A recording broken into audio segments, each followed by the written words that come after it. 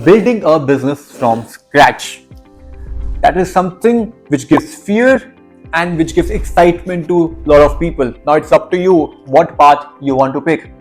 So, point number 1, market research. You should know who your audience is, whom should you be selling, what you should be selling, and answer to what will come from what the need of the market is, what their expectation is, which you think you can fulfill. You have those passion areas, you have those contacts, you have those skills to fulfill that market gap.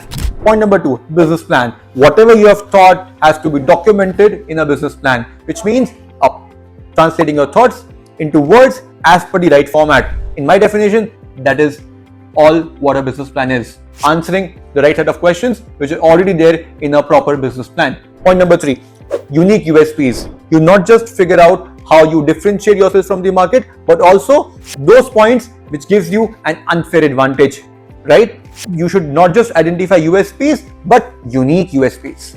Point number 4 is brand identity.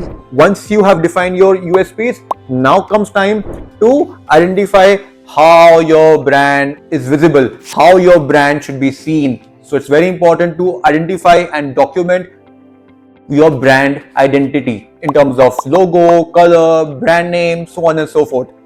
Next point is a support network. Support network means surrounding yourself with like-minded people who can help you in your day-to-day challenges, who have a growth mindset, positive mindset, who can not just motivate you, encourage you, but also help you in solving your daily problems.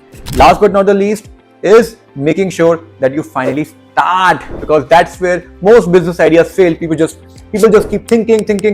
Everything is in their mind, but they do not translate it on the ground. So it's very important. You start small. Maybe you do some pilot projects initially.